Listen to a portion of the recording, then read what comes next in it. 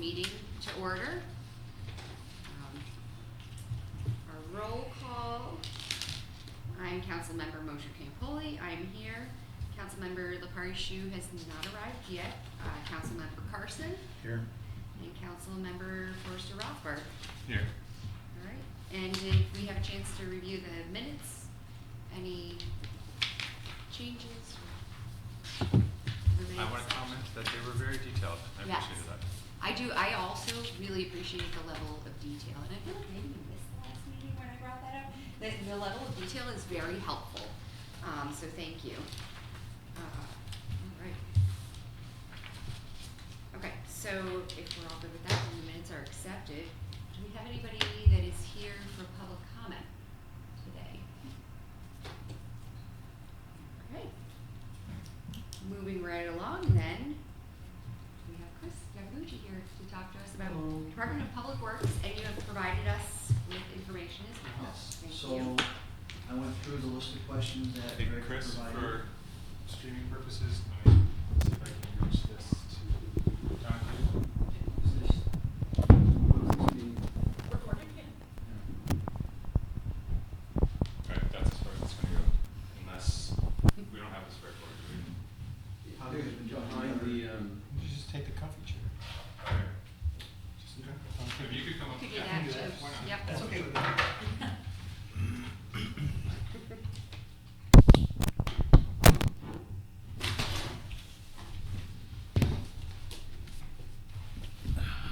That's nice. Sorry.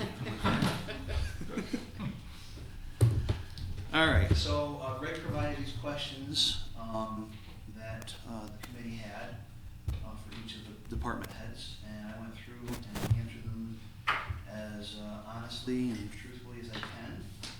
And I can just go through these and provide answers, and you guys can ask me questions as I go through them. Okay. So the first question was, what services are highest in demand? My response is all of them are highest in demand, but based on age and failing infrastructure, streets, sidewalks, curbs, stormwater system, water system, sanitary system, water treatment plant, wastewater treatment plant, and various city buildings, the need for repair and replacement thereof, unfunded state and federal mandates, regulatory oversight, and being that this division is support for all other divisions within DPW, engineering is the service that is the highest demand. Can we take a pause right there? So what are some of the unfunded state and federal mandates? You know, PFOA testing, various chemical testing that, they require as part of our permits, whether it's water, wastewater, new wetland regulations for projects that we're doing, changes to material products that we're allowed to use. I think I mentioned to you all before that we're facing potential ban on type 3 binder and type 6 and 7 top. That's likely to happen in the next 2 or 3 years. And that's because the state wants to reduce the amount of carbon, as I understand it. So I've been told by the vendor. And as a result, we're going to have an inferior product that's not going to last as long as the asphalt that we have now. And it's going to be as costly as it is to replace now, but it will have to be replaced on a more regular basis. And you're saying that the cost is gonna be double, Chris? That's concrete. That was kind of I don't have I understand that the asphalt will be similar in cost, tonnage-wise, but the longevity of it's not gonna be the same. Concrete, as I understand it, state-funded projects, they're requiring a new structural concrete that is north of $400 a cubic yard. To give you a comparison, our recent bids for our transit concrete mix was about $200 a yard, so more than double. And that'd be a cost that's we're gonna be having to pay for. Right, and so that's gonna affect all of our sidewalks. Yep. Well, I don't think it's gonna affect CHIPS funding. That has not been determined yet. But it would affect something like the Market Street project or the Les Highway project, where we're receiving funding from DOT. They're going to require. So the state can't dictate the sidewalk replacement. Not on our city streets, or that's funded by city funding. Okay. I'm not so sure about that related to CHIPS though, CHIPS funding.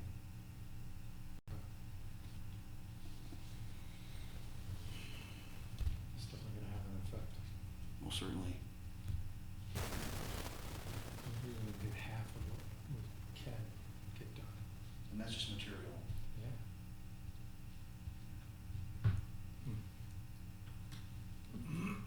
Okay, thank you. Sure do. Any other questions related to that answer? Yeah. Next question was, do you have the capacity to meet that demand? My response is, the backlog of aged and failing infrastructure exceeds the capacity of the engineering division and all other DPW divisions.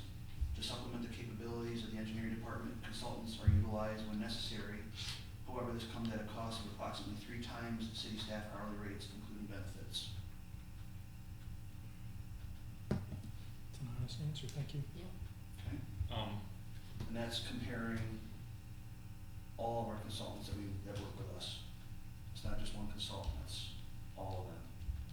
That's Wendell, it's CNS, it's Herman Engineering, it's Delaware Engineering. They're all about the same rates, but they're 3 times our, what we get paid, or we're salary. Right. Administrative staff is, but most of the engineering department is salary, so it's 3 times our cost. Right. So someone at my level, 3 times that rate, if we're paying some consultant. Gino Huggins, our senior civil engineer, he oversees a lot of our construction projects, design, 3 times his rate. So there is a significant cost increase for going to a consultant. Sometimes we have to, just because we can't handle the workload, there's so much, they're really swamped. What takes up the bulk of your time is for, I'm particularly thinking in terms of the maintenance and failing infrastructure. It's really hard to put a finger on, because I'm working on so many things all at once. We all are.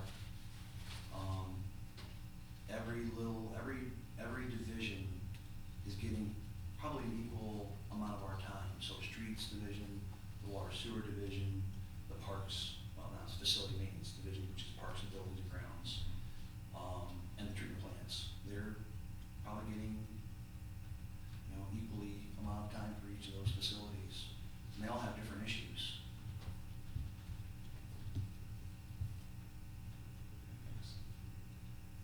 Next question was, what services might be underutilized? And my response is, none of the DPW services are underutilized. Anything to that? May have questions later, but Okay. keep going. Next question was, are there areas where we have more capacity than need? My response is, we do not have the resources needed to properly operate and maintain all city infrastructure. Work that should be completed but isn't known as deferred maintenance. We need to do things that we're not even getting to, are exercising all water valves, flushing all fire hydrants, flushing all sewer mains, flushing all storm mains, cleaning out catch basins, clearing right-of-ways and easements, etc. We have right-of-ways and easements in the city that have 4-foot diameter trees going over top of the water main. And I don't have to tell you that that's an issue if there's a water main break underneath of it. To kind of give you guys an idea of what our infrastructure entails, I made a little bit of a list of the quantities that we have. So we have roughly 40 miles of roadway, varying from single lane to double lane roadway. Is that counting state roads or just counting? Everything that's our responsibility within the city limits. So yes, it does include Main Street, Chestnut Street. Roughly 40 miles of sidewalk and curbing. We have roughly 44 miles of sanitary sewer, roughly 68 miles of water distribution main, 3.5 miles of raw water main. We have roughly 1,000 sanitary manholes, 558 hydrants, 1,574 water valves, 40 of which do not work. There are a list to repair at some point. That list has been growing since I've been here. Storm manholes, we have 539 storm manholes, 1,763 catch basins, and roughly 40 miles of storm sewer. Just to give you an idea of the magnitude of our responsibility. Scope of it. Can you send us that, please? Sure. I don't write fast enough. Any questions related to that? So, yes. So out of all that lineage, how much can you get to a year given your budget? Meaning, proactively, how are you looking at the repair of the streets? So, Are we all- should do a full, either a 4-inch mill and pave or a full reconstruction of 2 miles of street a year. Okay. So that would last us 20 years. Say worst case scenario, you get 20 years. Sometimes you get 30 years out of a roadway. But say worst case scenario, 2 miles a year. Because we have 40 miles, Mhm. 20 years, that's 2 miles a year. That's how much we should be doing. We just did a mile on River Street with our staff. We hired a company to mill it for us. We hired a company to pave it for us. We purchased the materials ourselves. We did all the traffic control. We did the trucking for the millings, trucking for the asphalt, and we coordinated with the town of Moline to assist us. We do shared services with the town, other towns as well. Comparing, I just wanna give you an idea of what the cost was. This project cost us $650,000, but that wasn't just the asphalt and the millings. That was also replacement of catch basins that we did, replacement of frame covers that we did, sidewalk repair that we did, ADA compliance, some storm sewer that we replaced. Just comparing the milling and the asphalt alone, just that alone, compared to a bid from 2022, Greg, was it Robinson, 2022? We saved $240,000 just on milling and paving alone. So just hauling the material and traffic control saved us $240,000 Based on numbers from 3 years ago. So, okay, So we would have more savings correct. by using our staff. Probably don't. The more we can use our staff, the more we're saving, because we're not paying prevailing wage rate, we're not paying for overhead and profit, we're not paying for markup on materials. There's a significant savings to be had when we can use our crews. But we are really stretched in, we're doing the absolute maximum we possibly can do. So, with all the other stuff, I estimate we saved probably $400,000 to $500,000 for that 1 mile road. So that's substantial. Yeah. So, If you wanna do 2 miles a so year, that'd be a remind me, million. what did you said it, but I didn't catch, what did you contract out for River Street? Just the milling, so hiring the milling machine Yeah, and hiring the paving machine. So all they did was they went through and they milled it, and they shot it into our trucks, and we drove it away. got it, And then we brought our trucks back with asphalt, and they paved it with their paver. okay. They had, the milling machine, a sweeper, 2 skid steers, and a paver. 5 machines and probably 5 employees, plus our entire crew. And the other thing I want to mention is, we are so strapped at Streets Department right now, that I had to lend my engineering technician the last 3 days, that's in my engineering office, to flag for that project. I had people out sick, I had people on vacation. We also had to borrow 2 people from the facility maintenance group to make that happen. I just want to give you an example of how limited we are on our staff. I'm not asking for more staff at this point, this is the way it is. Right. Are you gonna do another mile? We're gonna be doing East Street from Graduate to Bugby. And we did Scrambling as well. The mile is only from Parish Avenue to the end near Corning. So Scrambling was another 550 feet, and I forget what East Street was to get the length of that. Not quite a mile. Right. I mean, obviously, our off-artery streets will last that 20 years, but there's no way our artery streets are gonna last 20 years. So No. what's that life cycle? So in about 5 years, we'll probably have to do a micropave, crack ceiling, and about 10 years, we'll have to do probably 1.5 inch milling overlay. And then 20 years, we'll have to do the full milling, which we binder on top. Right. So every 5 years, we're touching the arteries. Yeah. Roughly. And the contractors aren't, they're good with that specialized equipment for that type of bid? Yep. Because you're basically limiting the scope, which is good for us. Well, what we're doing is we're piggybacking off a OGS contract, a state contract, so, The Office of General Services does bids for milling and paving, various paving types, and we use that contract, so we don't have to go out to bid for this, Okay. because we're using that contract, it's already a set rate every Right. year. Okay. So we don't have to spend time negotiating, putting the bid out ourselves, it's already a set rate. Thank you. Yep. Also, to add to that, we're also doing the same thing with our water main. I think I mentioned this to you before. We actually have a bid out receiving this Thursday for doing lawn and a hill place, Lawn Avenue and Hill Place. And what we're doing there is we need someone to dig for us. Mm-hmm. So we already did the tap into the main on Church Street late last year and early this year, one at Lawn, one at Hill. We hired a contractor to do that, and now we just need someone that is an expert in digging. Mm-hmm. So we have a bid out right now for them to dig in the water main. We've already purchased all the materials. We have all the water main to install. We have all the water services to install, all the new curb boxes, all the tracer wire, all the backfill materials, all the bedding materials for the piping. So they're gonna dig it in. They'll install the pipe, they'll install the services. We'll do the test, the pressure testing, we'll do the disinfection. They backfill it, and then we're gonna do the restoration ourselves. We're gonna do the asphalt restoration and the sidewalk restoration. So I just- know we're gonna have a significant savings there as well. Just excavate. Yep. Okay.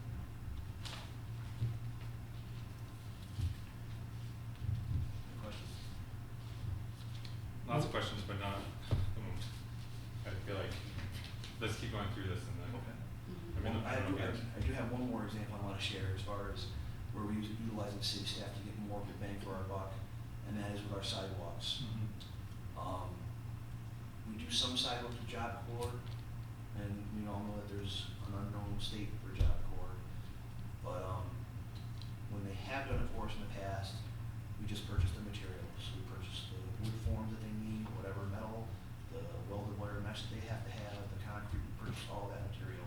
And they provide the, fuel, the machinery, and the manpower for no cost. And we've been doing a lot of sidewalks like that, before your time, right, Greg?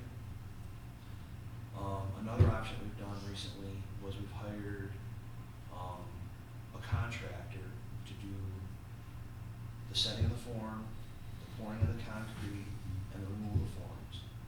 We do the demolition, we remove the old sidewalk, we prep the surface for the forms. Mm-hmm. They come set the forms, we pay for the concrete, they pour it, screed it, do the control joints, expansion joints. When it's cured, they come back, they remove the form, and then we do all the restoration. And there's also, there's a significant savings in that, in relation to that as well.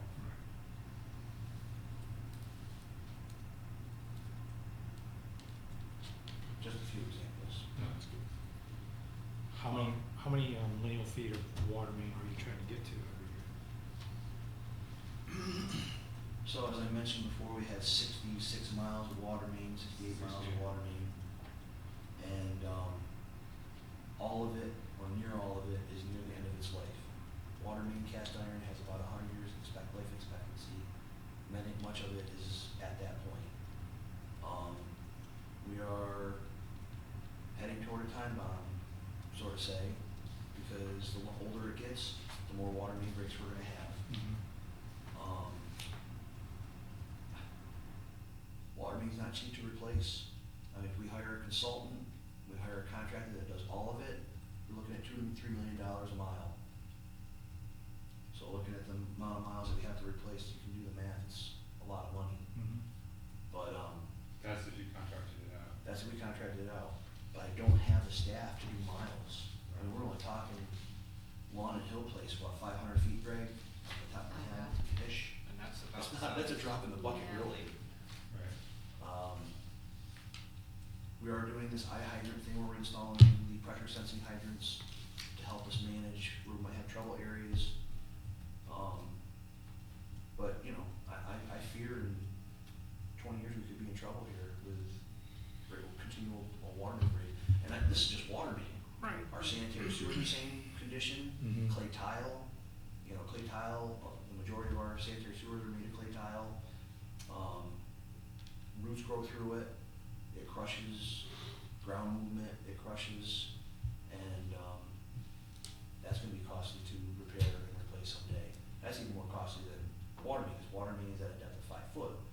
sanitary sewer has to be at a slope, continuous slope, and it generally starts about 7 feet deep. Because you gotta be under the water main, you're supposed to have 18 inches of separation between your water main and your sanitary sewer. Water main's easy because it can stay 5 foot deep, you can follow the gradient of the roadway, sanitary, not so much. So you have a sanitary sewer that is 4 foot here, and it's gotta follow a gradient that goes up, it's gonna be even deeper. The deeper you go, the more costly the sanitary sewer main is. Right. There are options for replacing sanitary main rather than digging, other than just digging it up. If the clay tile is in good condition, you can line it. That's an option, we've done that in a couple locations. But, and I'm not even talking about storm sewer. Storm sewer is another issue. Right. The thing that people really think about a lot here is water main breaks and sewer backups. Not very often that people think about, storm sewer and the condition of the storm sewer, because you really only know about the issue there when you have a 100-year flood event or more. And it doesn't happen all that often. Is there any technology out yet for the water mains to reline them? There is. The problem with lining our water mains is they're heavily tuberculated. Think of a cave with stalactites and stalagmites in it.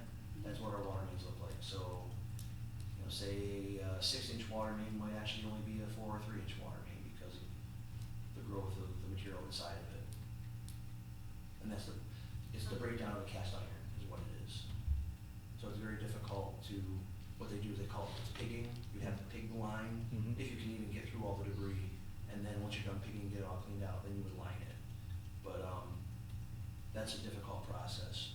Another option is pipe bursting. You can do pipe bursting with PVC pipe. It's costly, it's not an easy way to, there's no easy way to replace it. It sounds like those are solutions that would extend the life, but it would still eventually need to be replaced then. I think lining the sanitary sewer, we did lining for sanitary sewer, that would extend the life, that would be similar to installing PVC pipe. The problem is lining also reduces the cross section of the pipe, so it reduces how much flow it Yeah. can take. Right, but are we tapping out our volume issues though?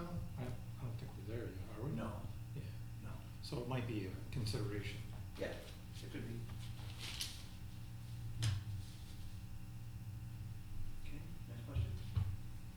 Yeah. Let's see here. Do that one. So now we're down to costs. The question about new services, and I saw how you answered, but let me ask, like,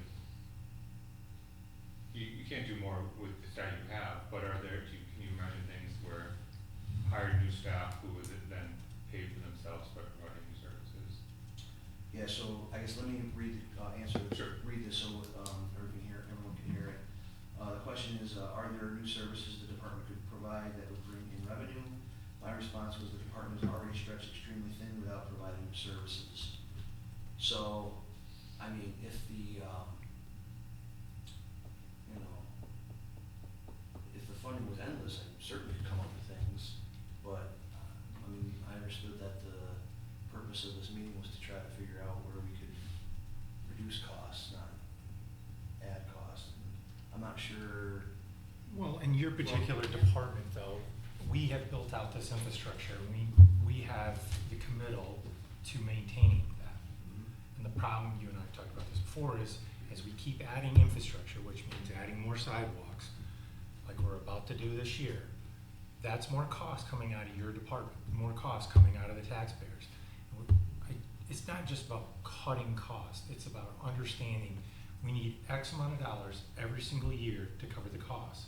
And when we understand that there's new mandates coming down from New York State DOT that double those costs for the materials alone, we need to understand that. So that might make us look at projects differently, at least it should. Understood.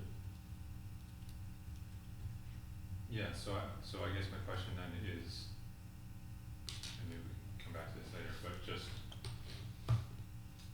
I'm not just concerned about, cutting the bottom line,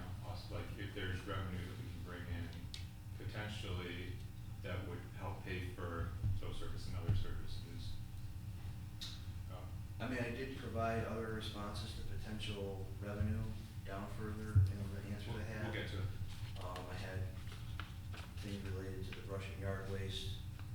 I had recommendations for potential reduction in, snow, ice removal. I had, recommendations for overtime for Collins for like lowering, raising a flag. I had that further in my answers that, Oh. you guys could have Yeah. consider, read it, consider. All right, so costs. In what ways might changes in federal funding affect the department this year? My response is maybe not this year, but in future years, changes in federal funding could mean less funding for streets, water, and sewer. This would reduce the amount of repairs we could do for these items. The CHIPS funds did go up this year though? I think they stayed the same, correct, Jean? Were they the same? Yeah, I believe they said the same. They stayed the same? Right. Yeah.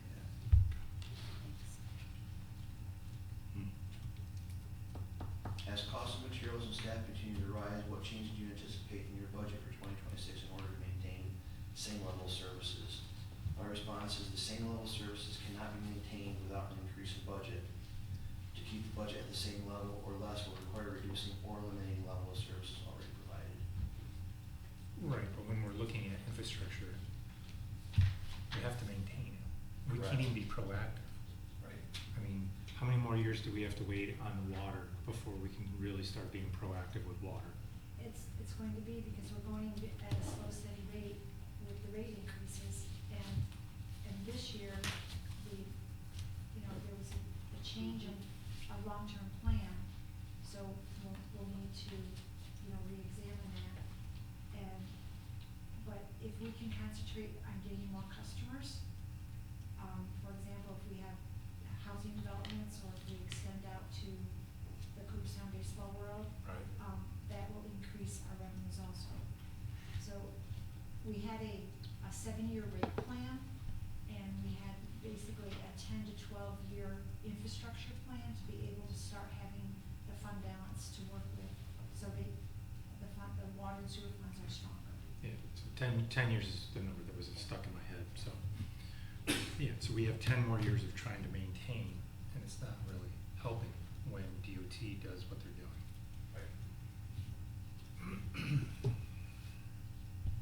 Okay, is the current fee structure in line with the services provided? My response is no, I don't believe the current fee structure is in line with the service provided. A fee structure to cover the service provided would likely be unaffordable, and as a result, these services would not be sought by the public.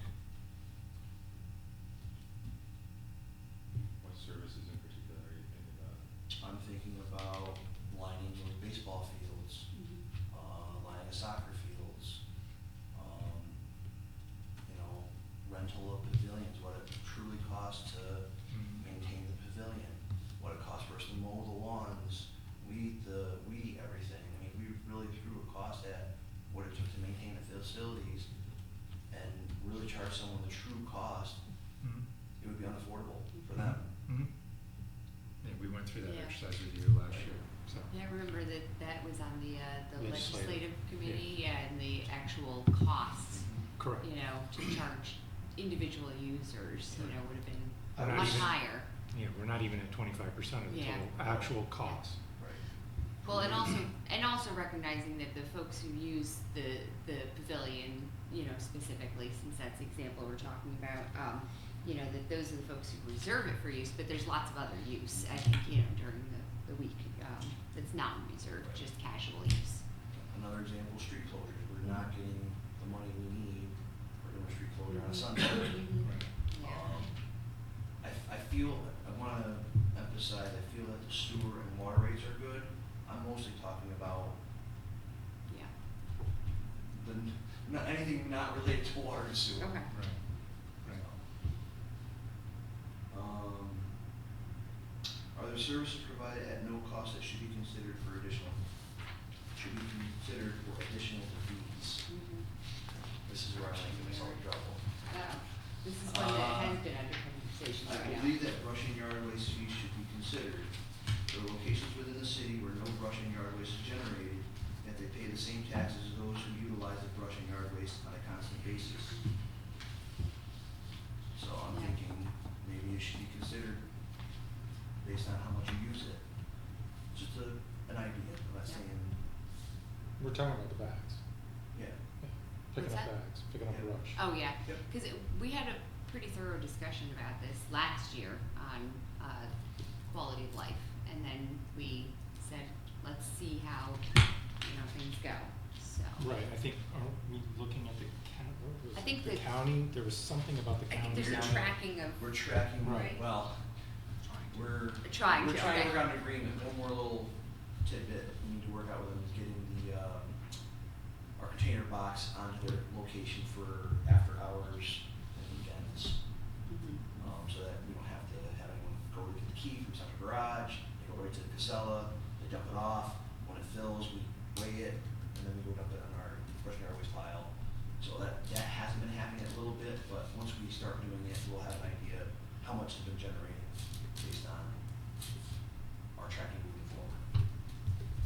Okay. What made you say locations? I was trying to understand that. So, for example, someone that lives on Main Street Mhm. that doesn't have any brush and yard waste to say, per se, compared to someone that lives, say, up on College Terrace or Yeah. Overlook, where they're continually generating brush and yard waste. Maybe those people should pay the actual cost. Just an idea. Mhm. Another one that I had here was, I believe there should be consideration for additional fees for sidewalks that are cleaned by city staff on Main Street. There are no other locations anywhere in the city that city staff cleans the sidewalk at no charge, or eliminate the service altogether and put the burden of cleaning the sidewalks on Main Street landowners. We're paying, time differential for people to come in at midnight to blow off the streets. And then we have our sweeper come in at 3 AM to sweep the streets after it's all blown off. Nowhere else in the city does that happen. There's a cost to it. Mhm. It's something I thought maybe Yeah. council might wanna consider. What do you think the average for the last three years is? What do you think the cost is? I don't know. I have to press that out, so. I don't have a figure for that. That's something we could look into though. Right.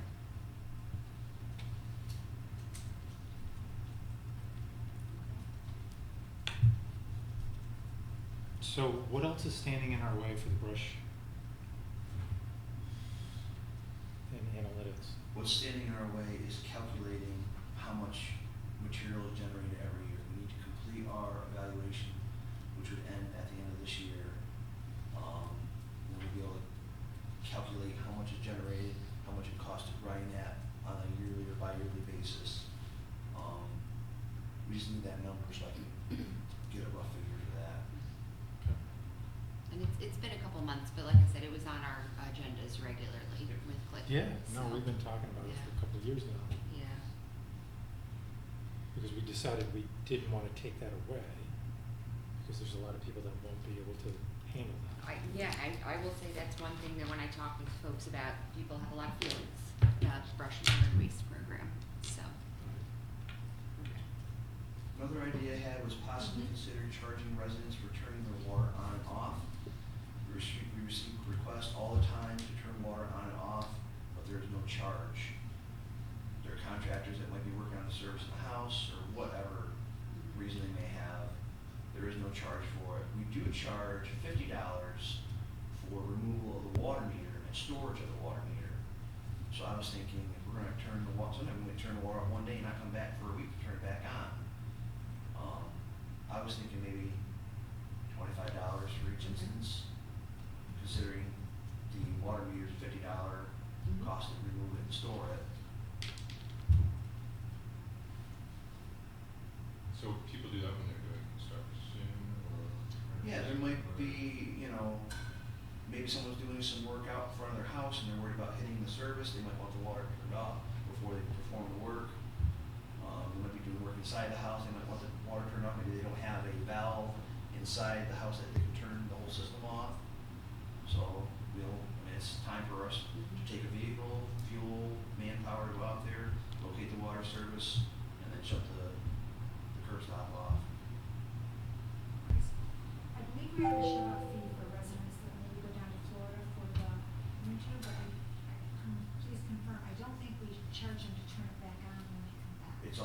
services, that's the water meter removal. That's the one. Yep. Okay. I checked, I checked before I made this comment, Mary and I looked at it. Okay. I had other cost savings, but they came into other comments further in my, Okay, so we'll get to them. responses. Sounds good. Next comment I had, question was, what opportunities might exist for additional funding such as grants? So this is where this sheet comes in. Oh, Um, yeah. This is a list of all the grant opportunities that we have, before us. There may be others. I did consult with Judy on these before, handing out this list. The one thing, the two numbers I wanna point out on this chart, at the top, if you follow across the bar, where it says grant funded projects 2016 to present. Mhm. This is only DPW related grants, this is not including like DRI stuff, this is only DPW related grants. We've received $44,017,572.02 in grant for a project that costs $67,168,636.80. Wow, That's a pretty good yeah. ratio. I didn't really have anything else to talk about on that chart, but it lists everything from 2016 to present. Okay.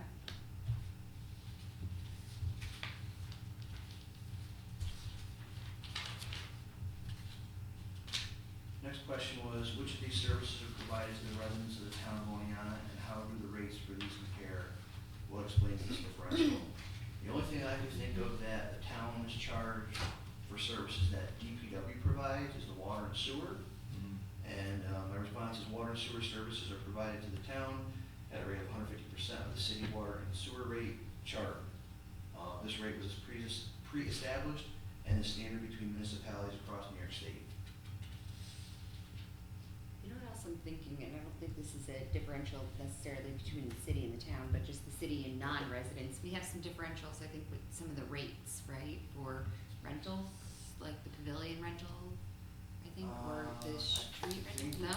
I don't know. Carrie if we Sanders. Yes. I'm too far behind. Okay, I'm like, oh, yeah. I'm sorry, Yeah, yeah. I was trying to look, yeah. I was Okay. looking at the wrong spot. I thought there was something like that, okay, thanks. Okay, efficiency. What inefficiencies currently exist? Are there suggestions for how to make your operations run better or more efficiently? First one is parks and pool call-ins. The city currently pays staff at a rate of 1.5 times on Saturdays, 2 times on Sundays, and 1.5 times on holidays, plus the holiday times allowed to be used for another day off. Minimum call-in is paid at 3 hours, even if the call-in only takes 15 minutes. There have been times where someone might have been called in 3 times on one day, resulting in 9 hours being paid. We have arranged a meeting with the YMCA to discuss these call-ins. We wanna see if we can wrangle them in a little bit, maybe there's some stuff that their staff can take care of. Right. You know, Yeah. I feel like, Greg and I talked about this, like mechanical issues, like if there's a mechanical issue like the pumps, or if there's a chlorine level or a pH level that's off, certainly call us in, but if there's like maybe someone drops a glass bottle and it breaks, if they could sweep it up for us, Right. that would be greatly appreciated. Yeah. Right now, they're calling Yeah. us in for that kind of thing. Yeah, and then that gets very costly Yeah. with these differentials And, here. and there have been times where it's been three time call-ins within a matter of 3 hours of each other, so. So that adds up quickly. Do you have a sense of, without looking up, like how many columns we're talking about for a pool in the course of the season, or? I don't know, Jimmy, do you know? In looking at your overtime hours, Yeah. I did not see anything extraordinary, so I don't think it's Say, I don't think it's a high level, but it is something to look at. Yeah, I guess that's something I should mention. So DPW is responsible for nearly half the city budget, $10 million roughly. And our overtime budget is $100,000, and that goes across all our departments, all our divisions, rather. And we're pretty tight with that. I mean, there's times we go over a little bit, like, I know the water treatment plant probably went over last year because of the additional water we had to make, because of the water loss we had. But I can tell you that when DPW comes in, I got this further in here, it's usually it's snow removal, it's a ice storm, it's a flood that happened. We're 100% utilized, you know, it's not like we're coming in and sitting and waiting for something to happen. We're there and we're hitting it. And when I look at because we got the overtime, reports, I think this was the last meeting, right? And when you look at it, I mean, it looks like in total, the DPW overtime expenses are account for less than 10%, you know, the overall, and, you know, like you can see on the chart where it is compared to other departments. To be honest with you, what I'm talking about, probably want to say was a couple $1,000. It won't, It won't amount to much, but Yeah, every but- little bit helps, but so I yeah. figured I'd throw it out there. Yep, and that's where we're searching for kind of things that Right. haven't been maybe noticed or, you know, looked into before, so. So just a quick question, so that pool, what kind of part falls right there? So to continue on, I say, what could we potentially reduce other park hauling? Should we be paying staff to come in to flip on a circuit breaker or flip back over a porta john? So, you know, again, we're having multiple call-ins. Okay. If someone's renting a pavilion and they blow the circuit breaker, they're gonna call the park on-call phone number and someone's gonna come in, open the cabinet and flip the breaker on. It's literally a 5-minute job. It's actually more because they gotta go punch in the Right. maintenance facility, drive to the Definitely. location, flip the breaker, drive back, punch out, go home. You It's know? all of that extra that's taking the time. But like, you know, But, yeah. if they overload the circuit, I know they pay for the facility, but should we be paying on a Sunday, you know, $40 an hour times 3, $120 for that call on a Sunday? Again, I know I'm talking pennies compared to the grand scheme of things, but, you know, porta john flips over, you know. Do we just let it lay there until Monday morning when the crew comes in? It's only 2 days and there's more porta john. We are looking in, trying to anchor them down. That's right, you mentioned that yesterday. So that's still to be tested. But, you know, those are just examples. Like, do we come in for those type of things?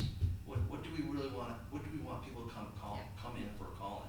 What I mean, constitutes an emergency, Yeah, like, then, yeah. we'll get calls for, you know, the police will call us if there's a dead deer on the road. Do we go pick the deer up then on a Saturday or Sunday, or do we wait until Monday? There's just some things to consider. And the union contract would allow you to think outside the box? I don't think that'd be very good.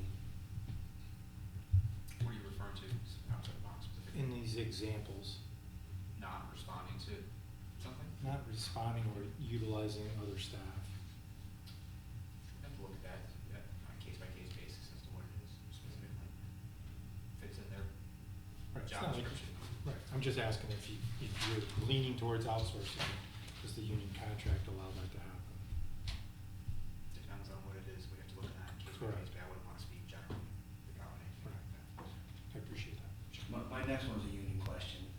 Oh, okay. Top of page 3, American flag lowering and raising on weekends and holidays. Again, the city currently pays staff at a rate of 1.5 times on Saturdays, 2.5 times on Sundays, 1.5 times on holidays, plus the holiday time is allowed to be used for another day off. To lower and raise flag on weekends and holidays. Minimum call-in is paid at 3 hours. It normally takes less than an hour to lower and raise all 4 flags within the city. A potential alternative to this would be to have either OPD and or OFD be in charge of lowering and raising flags. The thought is that they have crews on 24/7 and that they might be able to fit this task in with their other responsibilities. With a caveat, a discussion would need to be had with OPD and OFD on this. Correct. We used to handle the gate on the mill race, Okay. so. And this came up yesterday Yeah. at Quality of Life, so. Yeah, I Threw it there's out there and already- I had already, Yeah, no, that's good. I had the idea. Yeah, but I wanna throw it out it's in there, again. it's all coming full circle, but I think there's already some follow-up happening with that, Yeah. so, yeah. The next one will probably be controversial, I'm certain it will be, but I threw it out there anyway. Salting and plowing streets at night. As I've discussed at previous common council meetings, it is common practice for towns in our surrounding area to only salt and plow roads between the hours of 5 a.m. and 9 p.m. Should the city consider elimination of plowing and salting during this time period? This would require shutting down OPT during ice or snow events, With the savings in overtime, salt, and fuel use offset the closure of OPT. The other consideration is, would this cause trouble for emergency services and their response time? Are OFD and OPD vehicles equipped to handle snow and ice? This is something that should likely be evaluated a little more in depth. And it would also have an effect on our elementary school system. Potentially, but I think if we start at 5 a.m., or maybe a little earlier, we still could get the streets clean in Okay. time. Don't they start school at like 7:15? 7:40, 7:40? 7:42 actually, so my daughter would tell you. Yeah, I was We could even say even 3 a.m., because I know we have a shift that starts, we have 2 people start at 3 a.m., and they start plowing that time, and they can get all the streets done and ready before school buses start rolling. So what limits you from making this decision? Is there legislation in place? There is a, I don't know, unspoken rule of clear streets. I remember asking me about this over the winter when I got some feedback from some residents and hearing about that policy or, you know, I feel like this practice. is a decision that I don't wanna make on my own. I want to make sure that council members are okay with this, because you're gonna be the ones getting the complaints. Right, and things, I mean, like the effects with OPT, you know, we know that there are people that depend on that, but also, the safety and emergency issues that you bring up here about whether or not the, fire and police vehicles are equipped to handle snow. I don't know if we know that now. Greg, if you have any information about that, or if that's something I think, that needs more correct me if I'm wrong, information. if I'm wrong, I think the fire trucks have chains, automatic chains, so that Okay. likely might not be an issue. The other thing is when snow events happen, we give one of our plow trucks to the fire department so that they can plow in front of them as they go to Gotcha. location Okay. sites. We could still do that, Okay. but OPD, I don't know. Are their vehicles four-wheel drive? Are they, Like snow tire. how are they? I Yeah, mean, yeah. what I worry about, I'm not worried about like Main Street. I'm worried about like North Fifth or Mhm. Cherry Street or Right. like those Yeah. steep No, streets that's that what I'm we have in thinking, the like city. North Seventh, you know? Yeah. That I live on, that's a street you can slide on. Our plow slide out. Yes, yeah, I had a tow truck refuse to come see us until it was plowed. Again, you know, I hope no one's upset with my recommendations. I'm just trying to think outside the box, Yep, you know? okay. What ways could cooperation, coordination be improved between your department, other city departments, other towns, and county agencies? See above regarding American flag lowering and raising. Another one is the city has several intermunicipal agreements with local towns, the county, the state, and the school district. And when I say the state, that is both SUNY and DOT, because there are things that DOT does for us and there are things that SUNY does for us. We coordinate with these entities on a regular basis for assistance with hauling materials, sweeping streets, traffic signal troubleshooting, traffic control assistance, mowing right-of-ways, etc. I'll recap this again, I already talked about it. Recently for paved River Street from Parish Avenue to the dead end near Corning, approximately 1 mile, the city saved approximately $240,000 when compared to the 2022 Robinson bid through doing the traffic control and hauling millings and asphalt material. The town of Oleana assisted with the hauling of these materials by providing both manpower and equipment. Next comment is any time that the city can utilize city staff in lieu of consultants or contractors will result in a savings because we won't be paying prevailing wage rates, we'd be buying the materials directly, and there wouldn't be any overhead profit paid to the entity. The last one is the potential exists for having OFD assist with fire hydrant flushing and valve turning. This would help familiarize their staff with the water system and its operation. There are some communities in our area where the fire department handles all the hydrant flushing. Obviously, a discussion would need to be had with the fire department. That's something that happens annually, right? We should be flushing our hydrants twice a year. Okay. We barely get them done Okay. once a year. And that's every hydrant. But when we flush our hydrants, we're not flushing every hydrant. Every single hydrant should be opened up, closed twice a year. Typically spring and fall, but again, because we're so strapped to staff, we're lucky to get half of them open once a year. And the same thing with the valves. All of our valves should be open and closed twice a year. They should be exercised, and we just can't do it. We do not have the staffing to do it, and as a result, I mentioned before, we have 40 valves that do not work in our system. Yeah, that was gonna be my next question. When that does not happen, what is the impact? It seems So, up. what so, and then happens- if that happens, what kind of repair or maintenance is needed to? It will require digging the valve up and replacing it. So- And that, if we do it, you know, it's the cost of materials, but if we hire a contractor to do it, I think the one we did on Railroad Avenue with the contractor was about $6,000. Right, so it sounds like this maintenance piece, that if you can get to it, is a really small investment, but it's something that can prevent something that is Yes. way more expensive. Yes. I mean, it Especially sounds that like aging infrastructure. exponentially more expensive. Yes. Yeah, okay. And it's not just opening up valves. I mean, you gotta go over with a pedo valve and make sure the volume is there. And if it's not, then it's all historical data that needs to be collected. Yep. So, Yeah. and I know OFD is swamped. I know they got their own things they gotta worry about. I'm just, if I can't get more staff, this is my solution, to try to have our department help us. Yeah. And so Okay. you were successful in hiring all of the summer help? Yes. Okay.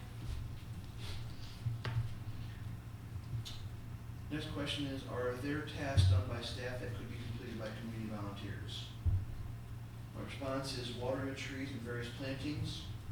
Watering of trees, flower beds, planters, etc. is very important during the summer time and takes a large amount of time to complete. There have been times when volunteers have assisted, but it has been sporadic. Something more regular would have to be set in place. We would find volunteers in the city that would be willing to be responsible for watering maybe the tree in front of their house, or, the planter near their business, that kind of thing. Another one was maintenance of existing and or creation of new trails. Maintenance of trails has always been a volunteer effort. Besides the removal of large trees that have fallen on trails, DPW staff have not had to spend much time on trail work. Trail maintenance should continue to be done on a volunteer basis, as DPW staff has limited resources to do so. Next one, park litter. Periodic review and pickup of litter such as candy wrappers, cans, and other small garbage items by volunteers would be helpful. This is actually an activity that some organizations perform as a community volunteer event, which happens, I don't know, every other month maybe?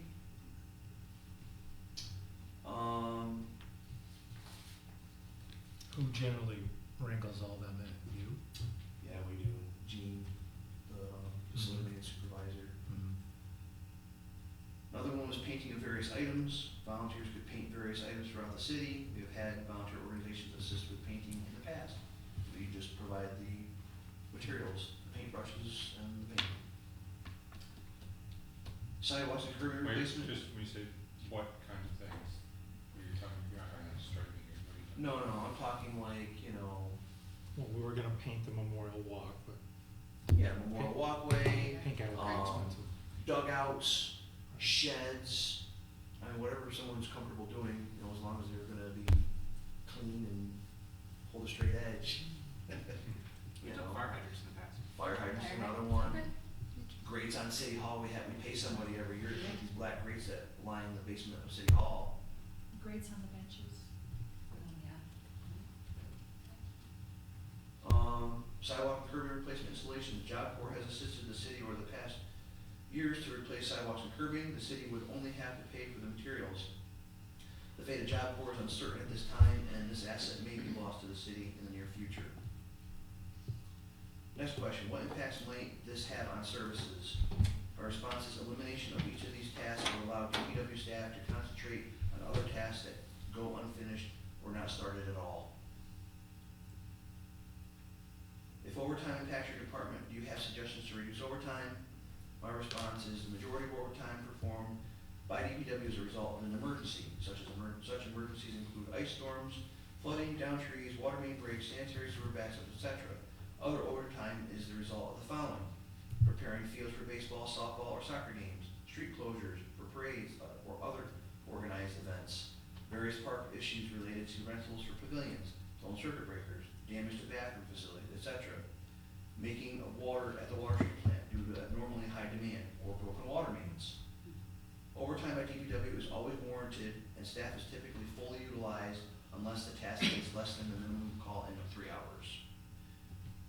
Regarding suggestions to reduce overtime, seeing my previous discussion on park and pool call-ins, American flag lowering and raising, and salting plowing streets at night. And then the final question was, staff on the front line running day-to-day operations often have good ideas about ways to improve operations, organization, or efficiency. Please ask your staff for suggestions about these topics as well. My response is myself and the supervisors of each DPW division crew is always receiving input from staff on how to improve on what we do. We are constantly listening, learning, and evolving to improve operations and efficiency. Many of the suggestions provided above in this letter have come from input from staff.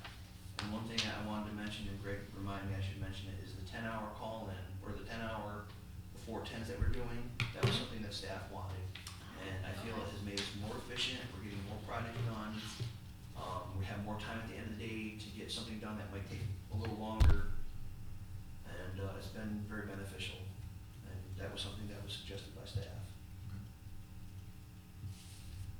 That's all I've got for. Well, and things like that, where they feel good about, if it's working well for them and they feel invested in it, I'm glad that it's working out. Yeah, I mean, so staffing is something I wanted to ask you about. You just answered one of my questions, but if I remember correctly, there's one crew going Monday, Thursday, and one. That's the facility Tuesday, maintenance group. There are 4 people that are on from Monday through Thursday, and there's 4 people on Tuesday through Friday. I'm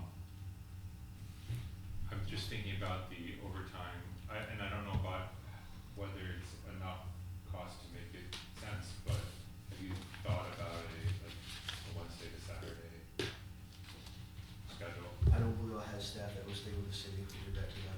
I think there would be a grievance by the union.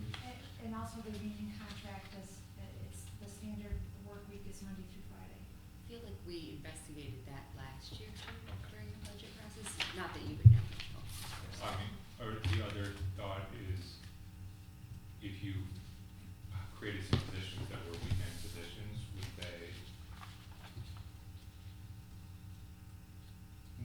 would you be able to reduce overtime significantly, or are there too many you need different people with different skill sets to address different problems? So the only people that would really work with it would not work with streets, because we need everybody in to do the big projects we do with streets. Right. It would not work with water and sewer, we need everybody in Right. to do the water sewer projects.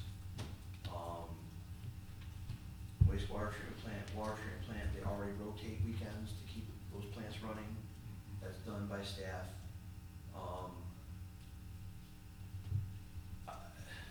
Facility maintenance, they struggle as it is right now. On Mondays, there's only 4 people, Fridays, there's only 4 people. So we have 3 days, we have all 8 people in. If we push that out further, where you're covering Saturdays and Sundays, it's gonna be more difficult to get those projects done, because it's helpful to have everybody in at the same time. The reason we did the split was because of all the activities that happen on the ends of the week. Friday, we're preparing for events that are happening on the weekend, and Monday, we're picking up the mess. Not mess, but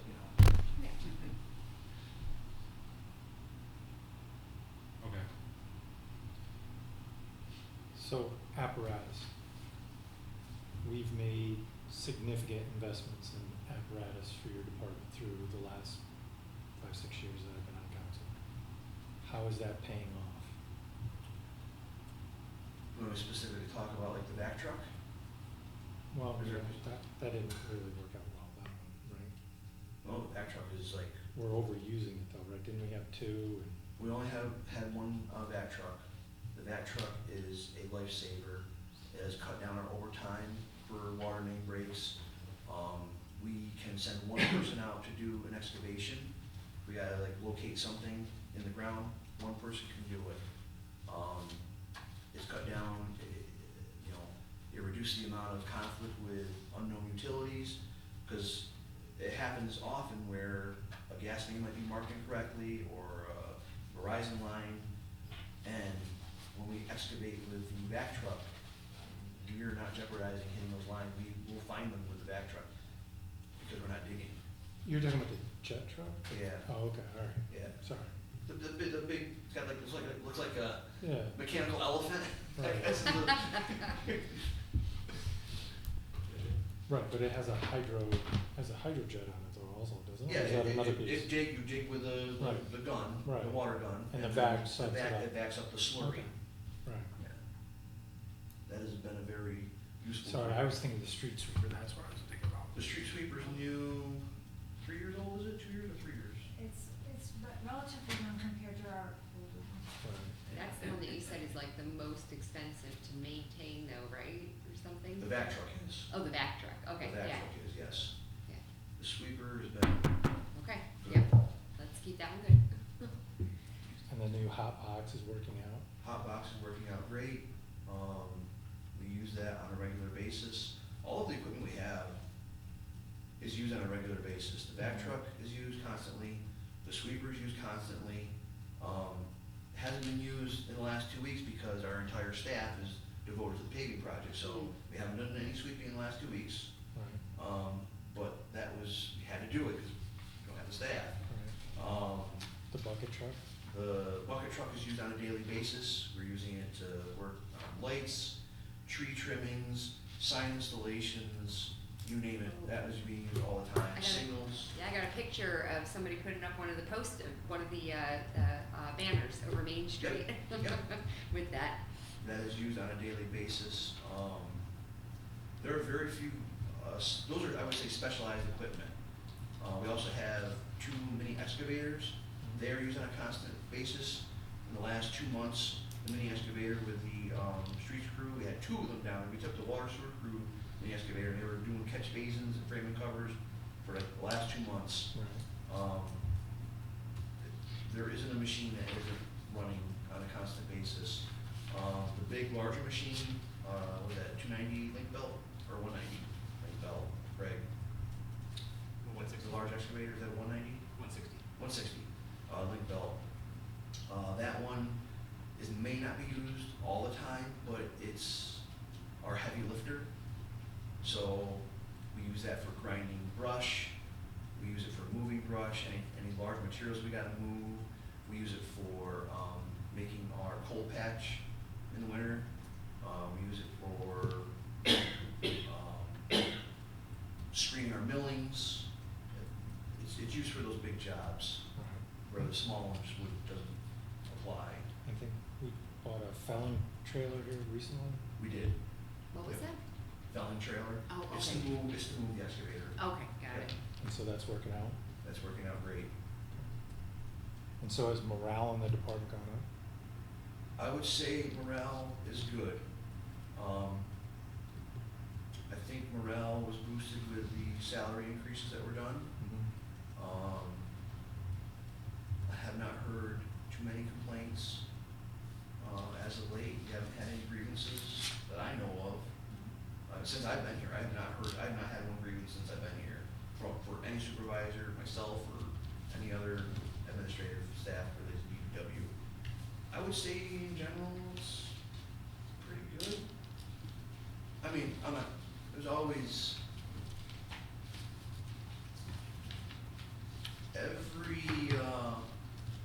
every organization has some difficult employees. Mhm. So I'm not gonna say that we don't have them, we do, Mhm. but every organization has them.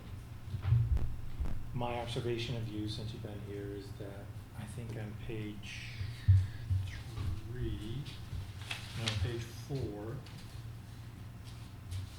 the second sentence, I think, is what's been key to you is the word listening. And I personally have observed the morale of the department has gone up since you've taken over. And I appreciate that. Thank you for recognizing that. you listen to everybody all the way down through. That was what was truly missing before. Thank you. You've tried to catch yourself up on all the infrastructure, which there's a lot. There's a lot for a I small. still don't know all of it. Yeah, for a small city, we have a lot of infrastructure, and that's what always concerns me when we keep biting off the apple onto the new shiny objects. We don't take care and maintain all of the infrastructure that we have, and we have a lot.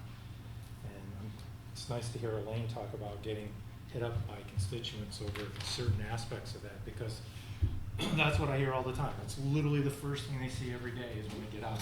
They see the street, they see the sidewalk, and they want it nice. That's what they use all the time. And so I know I sound like a broken record talking about how many lineal feet of sidewalk can we repair every single year, but that is literally what our taxpayers want done. You know, when we talk bikeable, walkable, well, we need to have good sidewalks.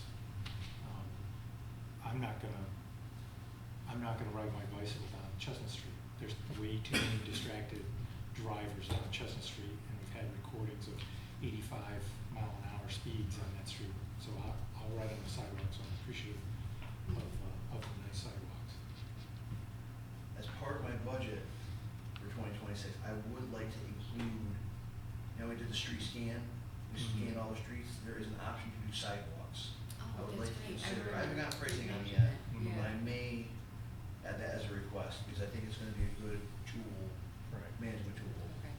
Yeah, and along with that, I'm forgetting the name of it now, but the project to look at the complete streets, evaluation. Yes. Yeah. The Streets for All. Yes, thank you.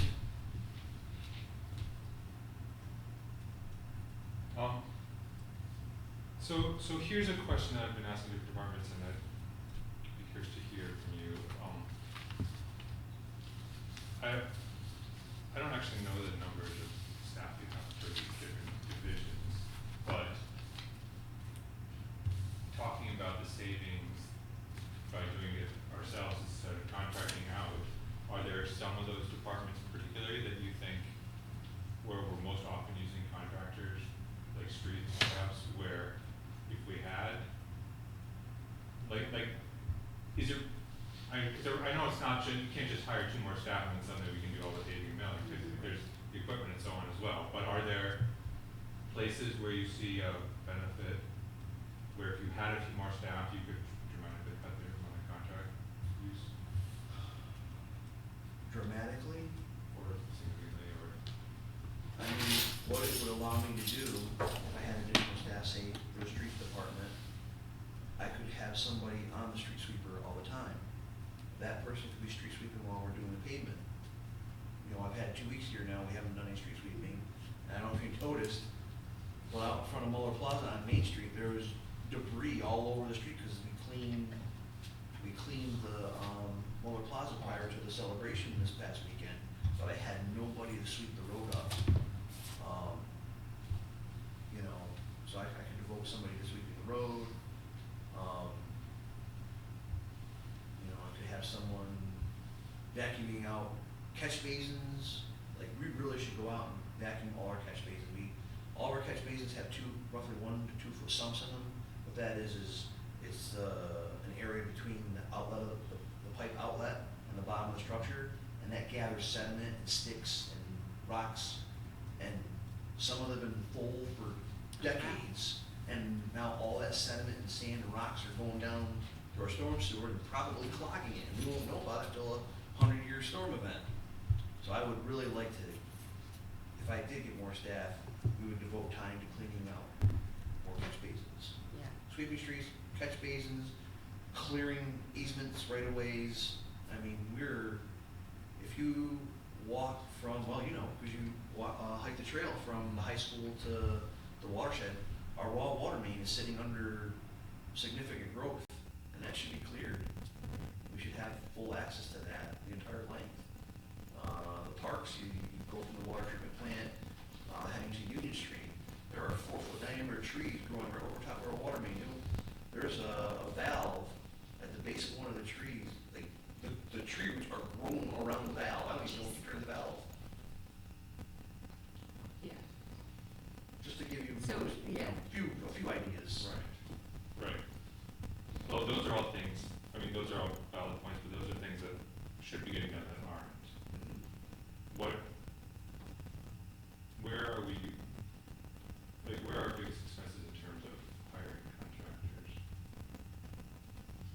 say, it depends on the year. Some years the biggest expenses related to streets. Some years the biggest expenses related to water main installation. I would say this year probably gonna be streets. The year that Robinson did River Street, that was, the cost was related to water main. It varies, it's really hard to pinpoint. You know, so, all right, River Street was $650,000. Mola Plaza Street was roughly $350,000. The Westcott retaining wall is gonna be about $410,000. Sport Wilcox Barn is gonna be in the neighborhood of $500,000. Another, it's hard to really say for the most money spent, 'cause it's kinda even. Within a couple $100,000 of each other. Yeah, I'm just trying to think because, I mean, the two places where I see obvious savings in, we've seen this in a few different departments, is paying overtime, I think perhaps not as much in DPW's other departments, and like doing it ourselves. And Yeah. so if we can find the right places to build capacity, it would pay for itself. Mhm. Yeah, like it sounds like some of these areas that you identified that maybe can be looked into, you know, for reductions in the overtime. Obviously, it sounds like there's some overtime expenses that are just gonna be unavoidable because of emergencies and we can't plan for those, you know. So we just have to budget for that, but some of these other things that you mentioned, like the park call-ins and things like that, would, you know, just a little more attention to seeing how that can make an impact. I mean, just to give you an idea, I'm talking rough numbers without having Jenny pull them for me, but my senior project engineer, Gino Huggins, you know, he makes about $38 an hour, to $40 an hour. With benefits, probably 76 to $80 an hour. And somewhere, you multiply that times 3, that's what we're paying an engineer. So every time that we can design stuff in-house, I mean, you've personally seen what Mo can do with drawing. We are our own engineering department. We can do any design as long as we have time to do it. I mean, you know, we're overseeing the water treatment plant upgrade right now. We're overseeing the wastewater treatment plant upgrade right now. We got a bid out right now for stabilization of the tunnels at the wastewater treatment plant because we have 7 locations that are failing. We've got a bid out now for tree inventory that we're handling. We're working on a bid for replacement of sanitary sewer on Union and Spruce. We're doing the Sport Wilcox Barn project we're overseeing. Westcott lot retaining wall we're overseeing. A consultant. We got the motor closet, which is all done. That was a consultant we were overseeing. All of the coordination for the paving that's happening on River Street, that's all through our department. It's obtaining pricing. It's working with the contractors. The sidewalk work that we did throughout on River Street and miscellaneous locations in the city, that was all by our engineering department. We're very busy. The city's getting their money's worth with our engineering department significantly. A third of the cost. I could do more if I had more people. Well, I mean, that's what I'm getting at, is Yeah.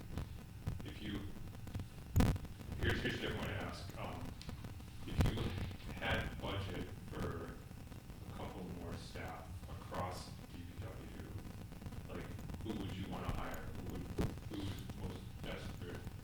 I would put people in facility maintenance, I'd put people in streets. I think they're the most dire right now. Facility maintenance is really behind. They have a lot of projects going on. They're behind. And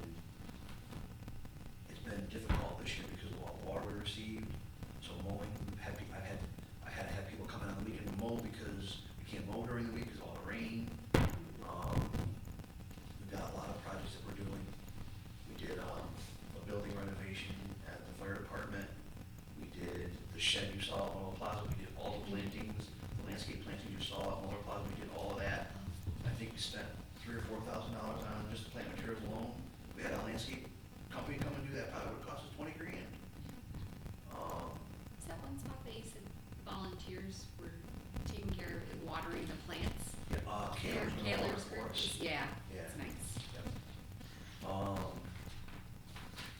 know what all this, I just try to show you how much we are really saving with the staff that we have, both engineering, streets, water, sewer. We have a plethora of talented staff, across the entire DPW. I've got people that know how to do sidewalks, I got people that have excellent carpentry skills, people that know the water system inside and out, the sewer system inside and out, people that are fluent with our equipment.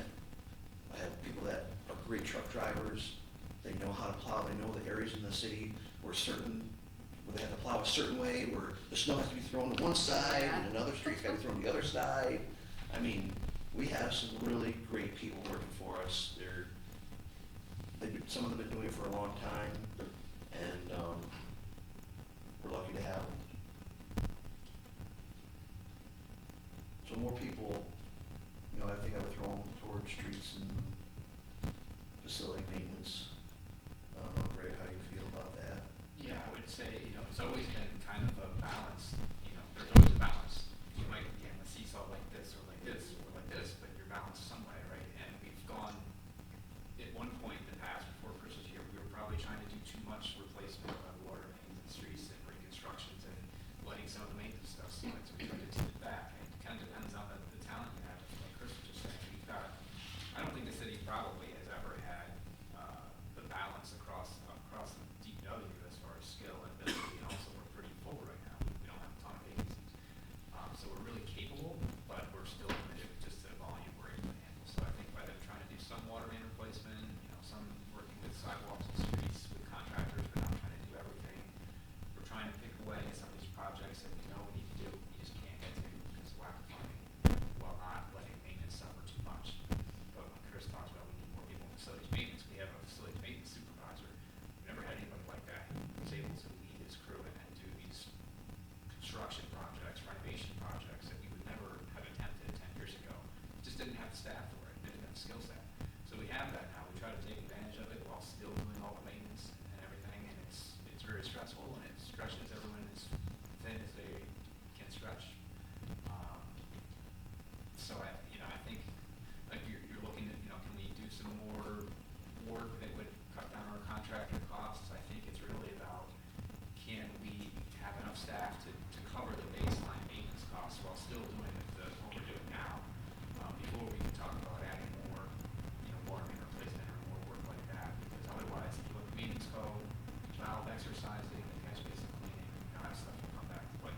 So that's my perspective from being here 15 years and looking back at past before that. I think the city's in a great position as far as the skill set and what we can do. It's just, there's always too much to do.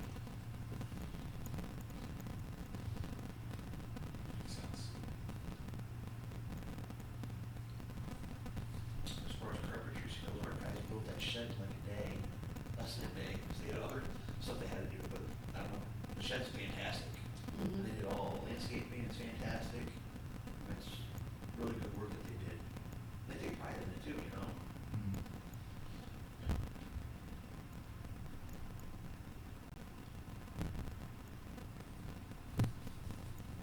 So you're gonna send us the list of miles of Yeah, I can say construction. That'll be fun to review later. Greg, a question for you about recruiting volunteers. Like, I don't know if you have any thoughts about how the city could do that in an efficient way and have people who are reliable, who we, because if someone says they're gonna do something they don't, then we're worse off.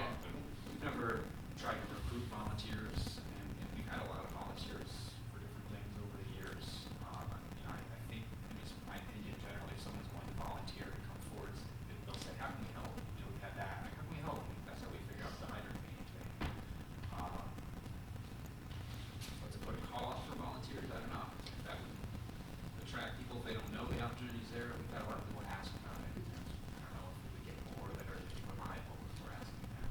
You know, along those lines, I was wondering if the city has ever worked with any like pre-employment programs. There are, you know, programs that, you know, agencies like Springbrook or the Arc at Seco run, and they do volunteer work, you know, under, you know, with supervision in a program setting. So I'm just curious if that's something that's been explored. There was an organization that approached us. They had 2 people about a year or so ago, but it fell through for some reason. I don't know why it fell through. But we met with them. They were going to provide us 2 people at no cost to the city. Yeah, But I don't remember what happened. I don't remember either. okay, I have to look back at that. It came close. okay. Yeah. That's something that I might help, you know, just do some outreach, because I have some contacts there, Sure. and it was something that, you know, I thought of as I actually noted to follow up on, so, okay.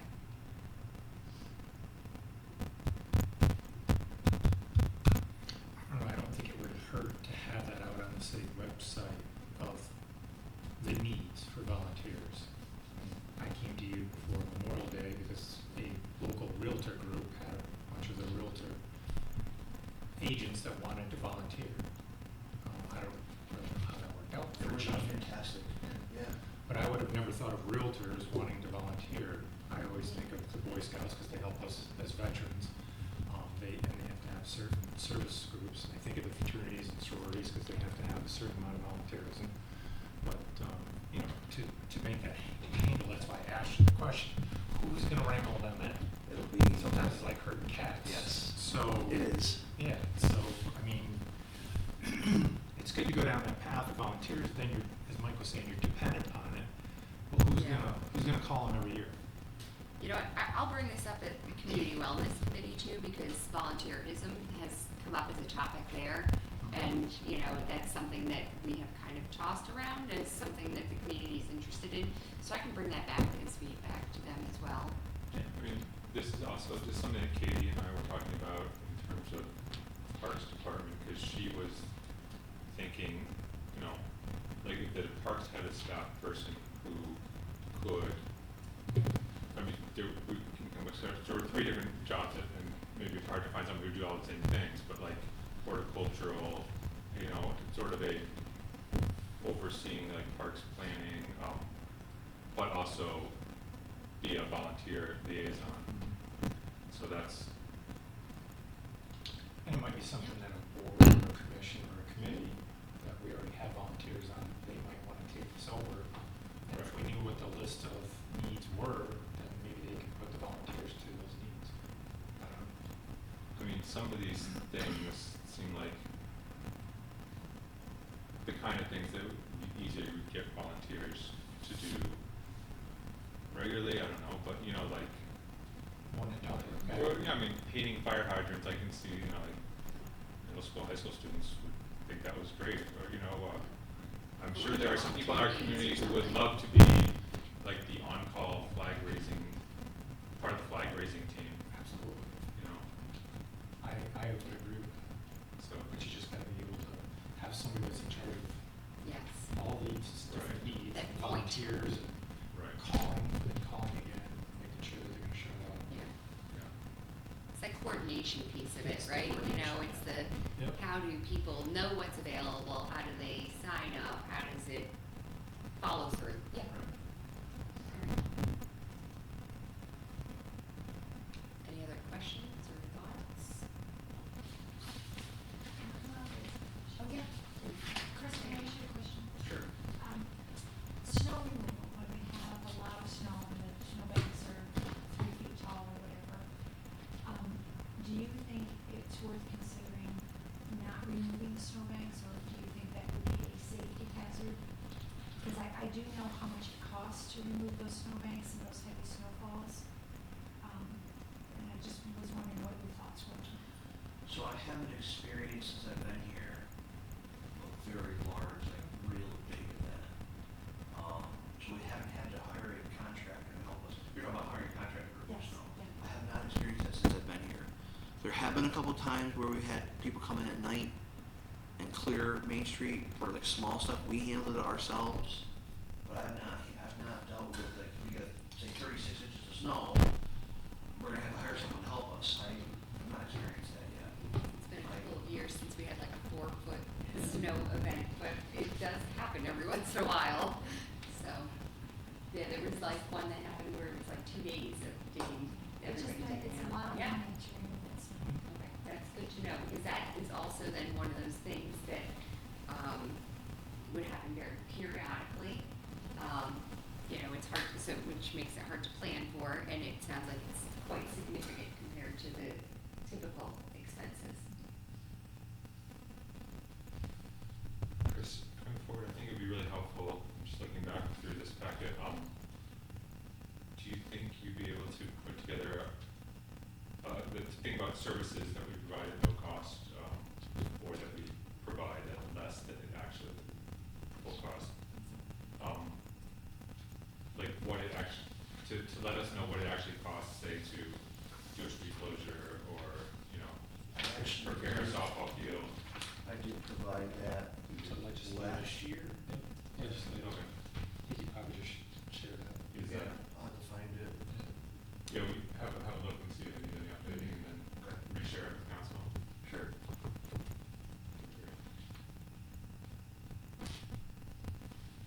And so the brush and yard waste figures we won't have until End of the year. growing season at least.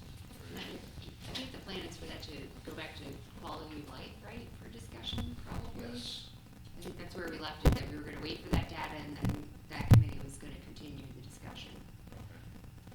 Once we start talking cost, it'll probably go to finance. Yeah.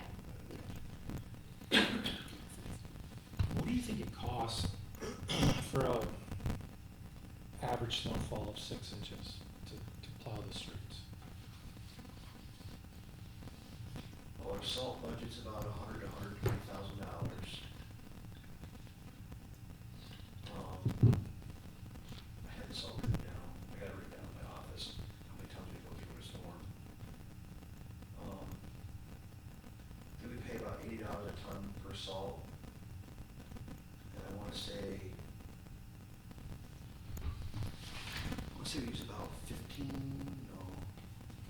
no. No, Greg, do you have that information available here?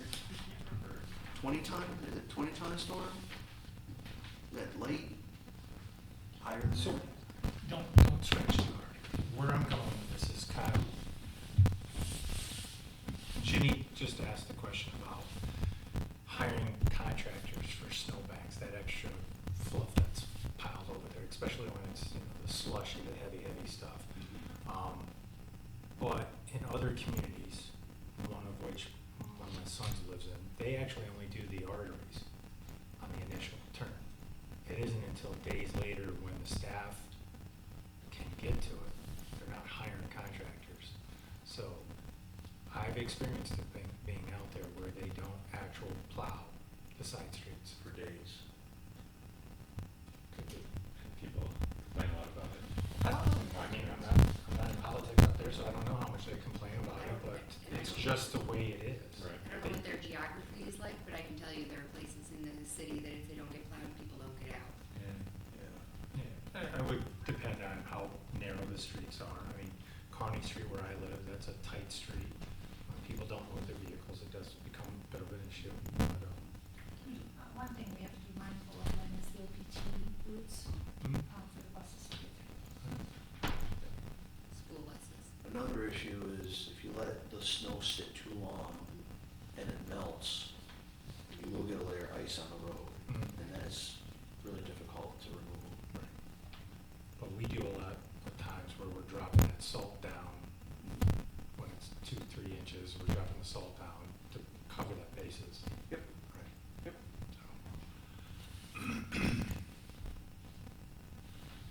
That's why I'm asking how much it costs to make the turn. I would need Ginny to help me with the salary cost and the fuel cost. I can calculate the sand cost, the salt cost. Right. But I guess what I'm getting at is if you're gonna change the time from 5 AM to 9 PM, and you're gonna back that up into 3 AM, and we're not heading in from 9 PM to 3 AM for those 6 hours, what does that look like? Because we could save money there.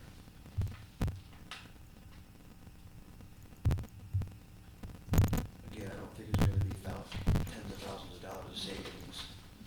Again, we spend $100,000 in salt a year. It's really a drop in the bucket compared to the entire city budget of 20 million. I'm not honing in on The salt. the salt. Okay. I'm not a fan of the salt because I think people should slow down.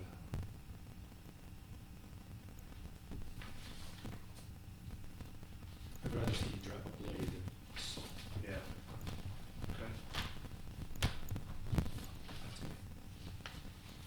Then with that in mind, then what's the reason that we do those? I assume that the reason that we salt as well is. So the salt preps the road ahead of time, because once you get a real wet snow, it will adhere to the road and becomes ice. And then once it becomes ice, it's near impossible to get off without dumping even more salt on it. Well, from So my it's like a experience, my drivers preparation. actually understand So that. it's always So, trying to get ahead of the storm yeah, and salt ahead of time. So you might see us sometimes out there salting an hour before a storm's supposed to hit, just to kind of stay ahead of it. just the prep. Yeah. And if the temperatures get too cold, Right. salt doesn't even work. Yeah. So with negative 20-degree temperatures, it's almost not worth putting down.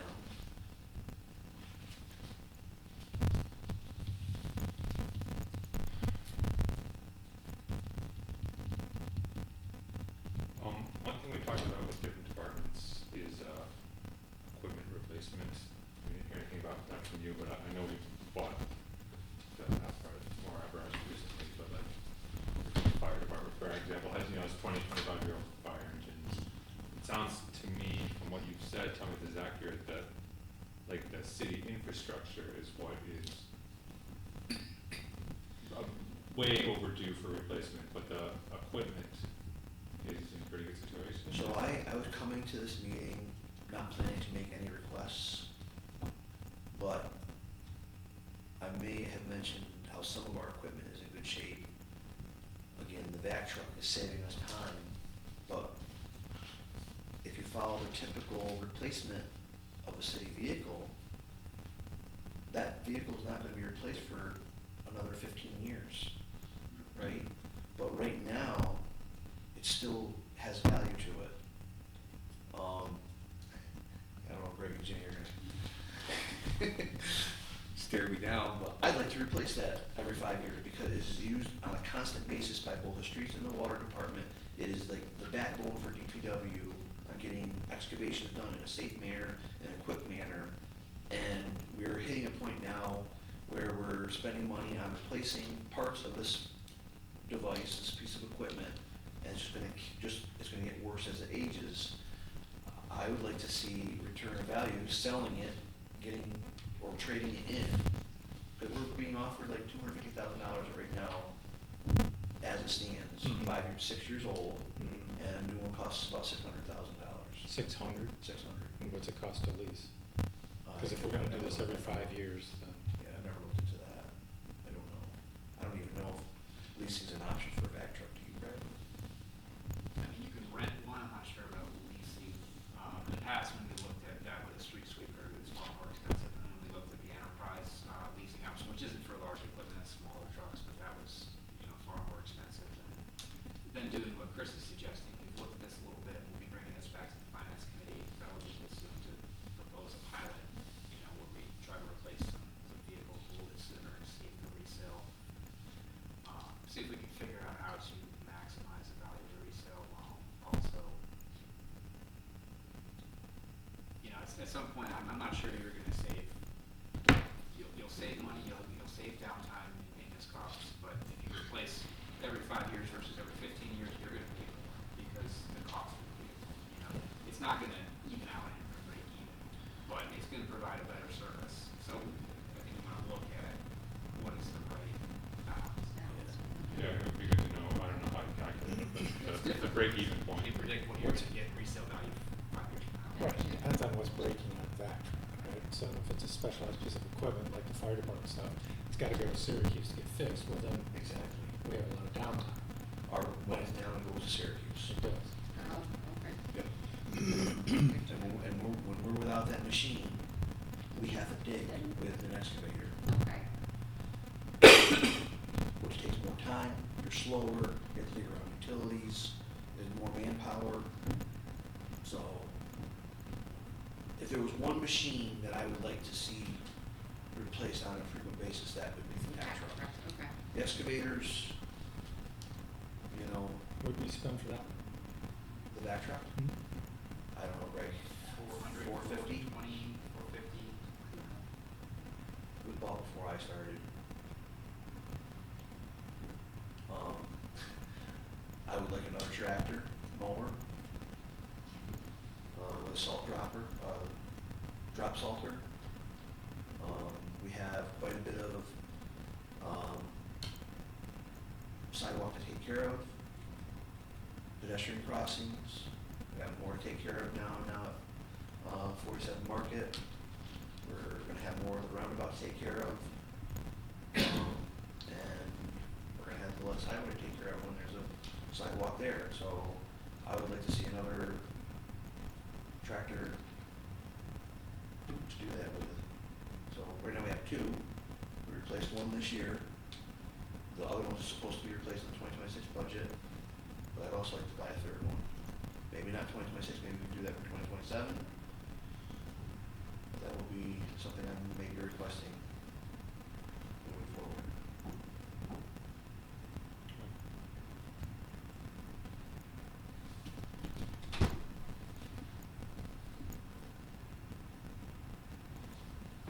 There's a lot of useful information, thank you. Sure. Question for us as a committee. I feel like we've been getting, you know, every session getting some good ideas. I worry that we're not tracking them well enough, like, is there, I mean, obviously we can always go back to these documents, but I'm just wondering if we should, perhaps our next meeting, spend some time, like, I don't, or outside the meeting, compile, you know, just like a document of the good ideas that we've heard from different places. We could do that. I know I've been keeping notes, so maybe we could just have a document where we drop all of those ideas into, you know. Right. I could make a Google document if that's useful. Sure. And share it for the community to, so we can all just, I mean, from department heads I've been hearing them, but also, you know, just sort of from people in my ward or from other places, like, I mean, I feel like good ideas come from everywhere, Yep, and I got them like somewhere in this notebook, but, going through and kind of Yeah. compiling them, it sounds like. Right. Because we have, next month, we've got going out to public transport, so that's our last presentation, and then August is when we're gonna go over everything, so if we spend the next month or two compiling that list, that'll give us something to go over at that August meeting and something to start with then. that makes sense then, so if we started now and then we'll have 6 weeks to Yep. get it together. Okay. Well, I'll take that as my assignment for this week to create a Google Doc. Thanks. Sorry, Yeah. I'm sitting here going, Sorry, I didn't see you there. thinking about equipment. I have one more to, bring up. Sorry, Greg, Jenny, we would like a new garbage truck. Okay. Our garbage truck is beyond its life expectancy, and it should be replaced. We did attempt trying to use container trucks to do the garbage. They set up too high, people were complaining of back pain and everything, and so we really need to replace the garbage truck. I don't believe the container truck is an option, moving forward. So you want to sell the container truck? The container truck is still needed for brushing yard waste. I can't eliminate that vehicle until we decide what to do with the brushing yard waste. So we're using the garbage truck just for our trash cans. That's correct. All city hall locations, all the parks. Right, all, not city hall, all city building locations and all the parks. And maybe a gooseneck dump trailer. pickup trucks? Just It a has thought. to be covered, I have it covered on mine. and we have to be able to empty it on a regular basis. That would require handling it twice, unless we get a dump trailer of some sort. What about hiring a hauler? That's an option too. Because Charlie says the garbage truck is the most expensive truck to maintain. It has to be, there's hydraulics all over the place on that thing. So, just an idea to explore.